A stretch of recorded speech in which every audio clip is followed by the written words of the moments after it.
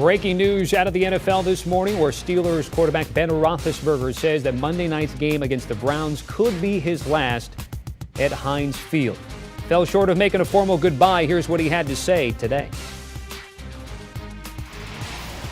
Out the gate.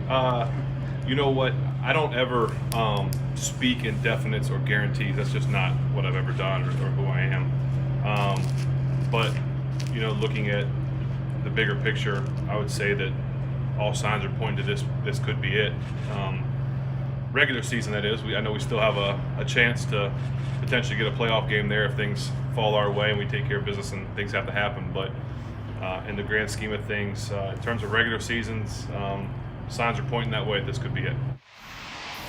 All right, let's bring in our senior NFL reporter, Jonathan Jones, to CBS Sports HQ. JJ, you heard from Big Ben. What are your takeaways here? He is finally sort of publicly saying what we all have been saying really since March, that this was going to be Big Ben's last season with the Pittsburgh Steelers. And, you know, it'd probably be up to Big Ben. It'd probably be up to the market whether another team wanted Big Ben. But frankly, this is going to be one of his last games, very likely, in the NFL. He's the last remaining quarterback from that fantastic 2004 draft class. Of course, Phillip Rivers retiring last year, Eli Manning the year before. And this was sort of understood. We saw what he looked like out there on the field last year and his limitations. We see again what he's looked like out there on the field and his limitations.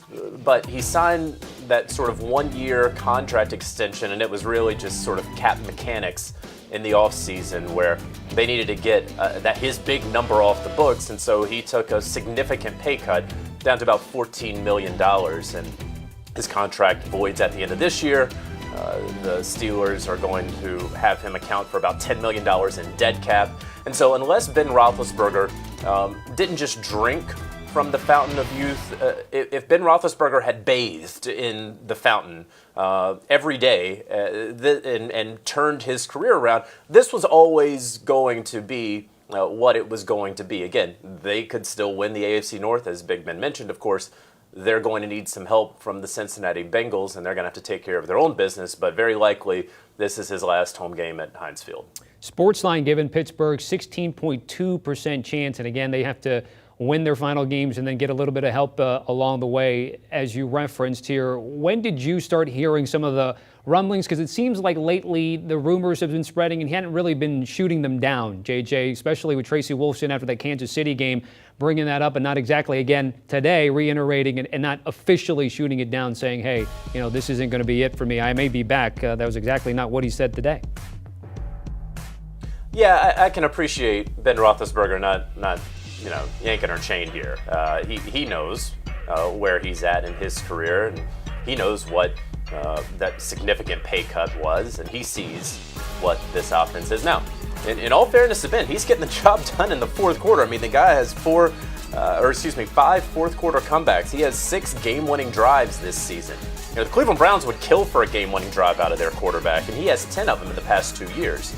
But it's not enough to come alive there in the final couple drives of a game. You have to do it for all 4 quarters, and we know that the Pittsburgh Steelers offense has been the worst, really, in the first half of NFL games this year, or at least down the stretch. And so, that Ben Roethlisberger hasn't really wanted this farewell tour, this year-long farewell tour, like some other greats in their professions, Derek Jeter, Coach K, for example, that he's just going about his business and hoping to stack wins and get back into the playoffs. And maybe he was holding out hope that things were going to turn around for him in this Pittsburgh Steelers offense. But I think the fact is that with his limitations, that they have 7 wins, that they have the opportunity, 7.5 wins, that they have the opportunity to make the playoffs here in week 17 and going into 18 if they can take care of business and get some help.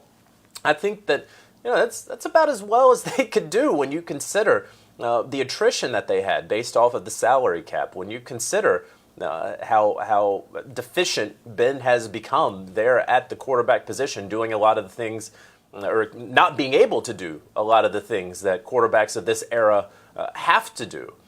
So again, I'm not going to shovel dirt onto his grave. There are plenty of pros here for Ben Roethlisberger, but I think all sides, all parties understand it's ultimately time for a clean break. And, upon Pittsburgh's final game, whether it's in the regular season or the postseason, that is very, very likely going to happen, and that will probably be curtains on Ben Roethlisberger's career. Okay, so the season again will end either week 18 or in a playoff scenario. How well is Pittsburgh set up for life post Big Ben? Mason Rudolph, Dwayne Haskins, they do have a mid-first round pick right now, but in a draft class not really glimming with quarterback prospects at the moment. Yeah, this isn't really the year that you want to draft a quarterback. And if they do want to draft a quarterback, it's hard to imagine that there's going to be a guy that they absolutely want who is going to be better than some combination of Mason Rudolph and or Dwayne Haskins. They're at 16 to 19 if they make the playoffs, to in the 20s if they win a playoff game. So that's what you have to consider if you are the Pittsburgh Steelers. Mike Tomlin, who's been doing this now for a decade and a half, he may not want to start over with a rookie. And there's going to be the quarterback carousel that goes around and around the NFL.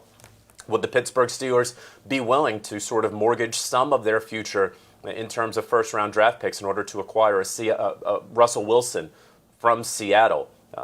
There's going to be Aaron Rodgers, who's out there, who said on a radio show earlier in this season, really sort of handed up for the Pittsburgh crowd and the Yinzers over there. And, of course, there's going to be a Deshaun Watson who will be available. But not just that, but that sort of trio of quarterbacks that we expect to be available, and we'll see how these playoffs go. But, that's going to set off a chain reaction. What's Atlanta going to do, for example? And are they going to draft a guy? Are they going to find someone? Is Matt Ryan going to become available? Is Kirk Cousins going to become available? And so you start looking at sort of veteran bridges, but really quality veteran bridges, perhaps, or guys that you say, hey, they still have 4 or 5 years left. Let's go ahead and get the most out of them. There will be options for the Pittsburgh Steelers, even if they don't have a high draft pick, which they probably will not.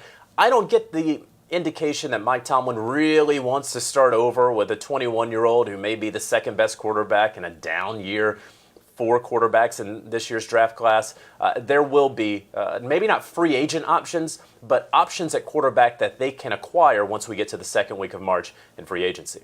That's the latest there in the breaking news. Jonathan Jones, our senior NFL reporter, joining us on CBS Sports HQ. JJ, certainly appreciate it. Again, they have 2 more games left to go in the regular season. Pittsburgh is at Cleveland on Monday Night Football and then at Baltimore to end the regular season on the 9th. Again, Sportsline giving the Steelers a 16.2% chance to get to the postseason. And because of that tie with Detroit, they're a half game better than Cleveland and Denver, but still a cluster of teams ahead of them, including the Raiders, Chargers, Ravens, and Dolphins for that 7th and final wild card spot.